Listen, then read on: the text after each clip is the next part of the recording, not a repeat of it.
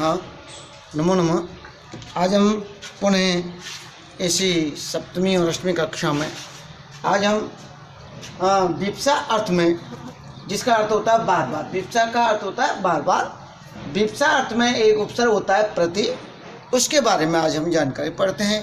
उसको हमें सावधानी से पढ़ना है। अब हम यहाँ सबसे पहले पढ़ेंगे समस्त पद की पहचान। समस्त पद की पहचान में विप्सा अर्थ में क्या आता है? देखो, पूर्व पद होता है और उत्तर पद होता है, ये समस्त पद होता है मिला हुआ। इस मिले हुए पद में पहला जो पद है पूर्व पद, इसमें सबसे पहले मिलेगा हमको प्रति उपसर्ग मिलेगा।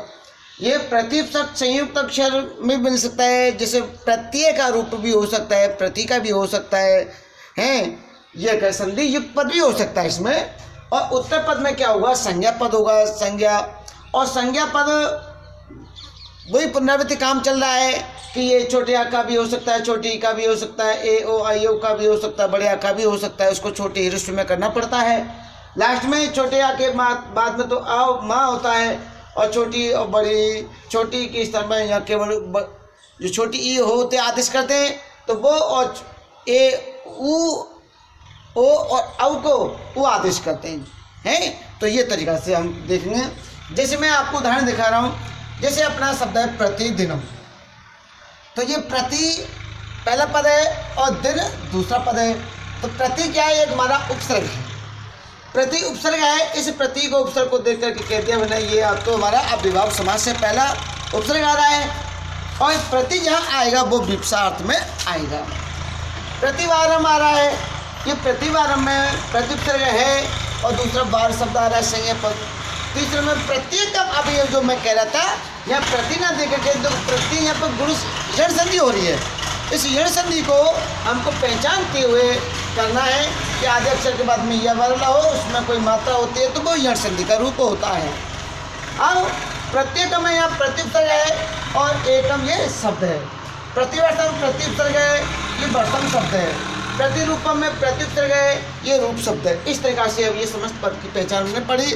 पहला पद होता है प्रति, दूसरा कोई संज्ञा पद होता है। अब हम पढ़ते हैं विग्रह पद की पहचान। विग्रह पद की पहचान में पूर्व पद होता है, अब पूर्व पद में संज्ञा पद की संज्ञा पद होता है। और संज्ञा पद में क्या होती है? पुनरावृत्ति शब्द होता है, एक ही शब्द की पुनरावृत्ति होती है। और एक बात होती है इसमें विभक्ति द्वितीय विभक्ति का रूप होता है, माँ वाला रूप होता है। द्वितीय विभक्ति का ये माँ वाला रूप होता है। दोनों पद में द्वितीय विभक्ति होगी और लास्ट में माँ लिखा हुआ होता है, और उत्तर पद में प्रति उपसर्ग दिखाई देगा। जैसे मैंने लिखा दिवसम प्रति, तो ये दिवस शब्द है, इसमें मान लगा दे द्वितीय का, तो ये दिवस को हमने दो बार लिख दिया, दिवसम दिवसम दिवसम दिवसम लिख करके पूर्व पद में दिवसम दिवसम लिखा, संज्ञा पद की पुनरावृत्ति हो रही है। और उत्तर पद में क्या आ रहा? प्रति उपसर्ग आ रहा है। ऐसे ही दूसरा पद लिखा, एक शब्द है, इसमें द्वितीय लगाई, एकम एकम प्रति, एकम एकम प्रति, तो ये तो पूर्व पद, ये प्रति उत्तर पद हो गया। रूपम रूपम प्रति, इसी तरीका से जन्म जन्म प्रति द्वितीय का रूप आ रहा है। वर्षम वर्षम प्रति, नदीम नदीम प्रति, तो ये द्वितीय के रूप है। संज्ञा पद में दोनों पद अनुवृत्ति होती है, पुनरावृत्ति होती है, लास्ट में उत्तर पद में प्रति उपसर्ग आता है। अब क्या करते हैं, ये जो विग्रह पद है, इन विग्रह पद को समस्त पद करने का नियम हम पढ़ते हैं कि समस्त पद कैसे करेंगे। हमारे पास में विग्रह पद दे रखा है, यदि विग्रह पद के पूर्व पद में किसी शब्द की पुनरावृत्ति होगी, क्या होगी? किसी शब्द की पुनरावृत्ति होगी, और अंत में क्या लिखा हुआ होगा? उसके अंत में माँ लिखा हुआ होगा, यानी द्वितीय विभक्ति का रूप होगा। किसी शब्द की पुनरावृत्ति हो और उसके अंत में क्या जुड़ रहा होगा? माँ जुड़ रहा होगा। और उत्तर पद में क्या होगा? प्रति उपसर्ग होगा। तो क्या करना है? समस्त पद करते समय जो पूर्व पद है, पूर्व पद में से एक पद शेष बचाना। जो दो शब्द होंगे उनमें से एक शब्द को शेष बचाना है, और उस शेष शब्द में से फिर क्या करोगे? विभक्ति को हटाना, पहली बात। तो दूसरी बात, अब जो प्रति उपसर्ग बचा है, ये उपसर्ग है ही जैसे तैसा, ये उपसर्ग और ये पूर्व पद का संज्ञा पद दोनों को क्रॉस में लिखना है, गुणा के चिन्ह में लिखना है। और शेष कार्य पूर्वत लिखेंगे, जो मैं अभी आपको उदाहरण दे रहा हूं।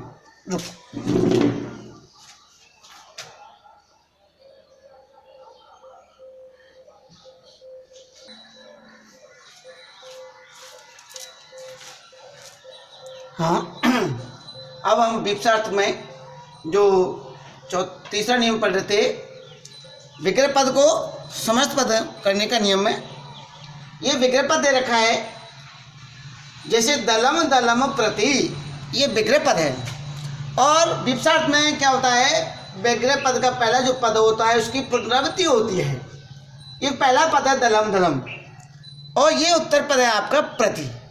ठीक है, तो दलम दलम प्रति, तो ये विग्रह पद है। इसको जब समस्त पद करते हैं तो समस्त पद करते समय पहला जो पद था उसमें से एक पद को शेष रखना है। जो दो लिख रखे हैं यहाँ, इसमें से एक पद को शेष रखना है, दलम, और दूसरा पद आ गया प्रति। अब यहाँ क्या करना है, उसके बाद में हमारे जो विभक्ति थी उस विभक्ति को उठाना है। मूल संज्ञा पद बच गया दल, दल और प्रति। नंबर 2 पर क्या करना है, इन दोनों पदों को, दल को, प्रति को, प्रति उपसर्ग होता है उसको पहले लेके आते हैं, क्रॉस में लिखना है इनको। तो पहला प्रति, पीछे दल, ये आ गया। इसके बाद में प्रतिदल शब्द बन जाता है। अब लास्ट में इसको समस्त पद बनाएंगे, बन गया। अब विभक्ति युक्त पद करेंगे तो या में अकारण शब्द है, लास्ट में माँ जोड़ा जाता है। सु लाते हैं, सु को अम करते हैं, पे पूर्व करके माँ दिखाई देता है, यहाँ माँ लिखते हैं। इसी तरीका दूसरा लिखा है मैंने, एकम एकम प्रति। पहला पद है एकम एकम, दूसरा है प्रति। पहले पद में से जो पुनरावृत्ति है उसमें से एक पद लिखाया एकम, दूसरा पद प्रति, विभक्ति का लोप किया, माँ को हटाया, तो एक और प्रति, दोनों को क्रॉस में लिखा, दोनों को क्रॉस में लिखा, पहले प्रति, पीछे एक। अब यहाँ पर क्या कहें, ई के बाद में ए आ रहा है, स्वर आ रहा है, असमय स्वर है, तो यहाँ पर यण संधि रहेगी, प्रत्येक लिखा। तो पिछले में लिखा यण संधि करने पर, तो ये प्रत्येक बना यण संधि करने पर। अब शब्द समस्त पद बनाया करने के लिए इसमें व्यक्ति का प्रयोग किया, और सु आया, सु को अम किया, अम को माँ दिखाई देता है, ये प्रत्येकम शब्द बन गया। ऐसे नदीम नदीम प्रति तीसरा उदाहरण दे रहा हूँ। तो दोनों पद है, समस्त पद का पहला, विग्रह पद का पहला पद है नदीम नदीम, दूसरा है प्रति। विग्रह पद में पुनरावृत्ति हो रही है तो एक पद को शेष लगाया नदीम, अब उत्तर पद प्रति लिख दिया, और विभक्ति को पहली पद में विभक्ति थी उसको उठाया, नदी और प्रति दोनों को क्रॉस में लगा, प्रति और नदी। अब जब प्रति नदी हो जाता है तो समस्त पद किया है, तो अब इसको क्या कर देंगे, ये अपना बन जाता है प्रति नदी बना। अब जब इसको क्या करेंगे हम, अव्यवहार समास में ये शब्द नपुंसक होता है, और नपुंसक में बड़ी की मात्रा को छोटी की मात्रा में लिखा जाता है, तो प्रतिनिधि इस प्रकार से हमने लिखा है। मुनिम मुनिम प्रति, तो विग्रह पद है, समस्त पद में थे, विग्रह पद में थे एक पद लिखा है, मुनिम शेष रहा, ये प्रति लिख दिया, विभक्ति को उठाया, मुनि और प्रति लिखा, दोनों को क्रॉस में लिखा, प्रति प्रति पहले आ गया, मुनि बाद में चला गया, और ये विभक्ति युक्त पद बनाया, सु, सु को यहाँ पे ई की मात्रा के कारण उस विभक्ति का लोप हो जाता है, तो इसलिए यहाँ मुनि शब्द बना, प्रति मुनि। अब इसका विग्रह पद समस्त पद करने का नियम हम कल, विग्रह पद करने का नियम कल हम पढ़ते हैं। इतने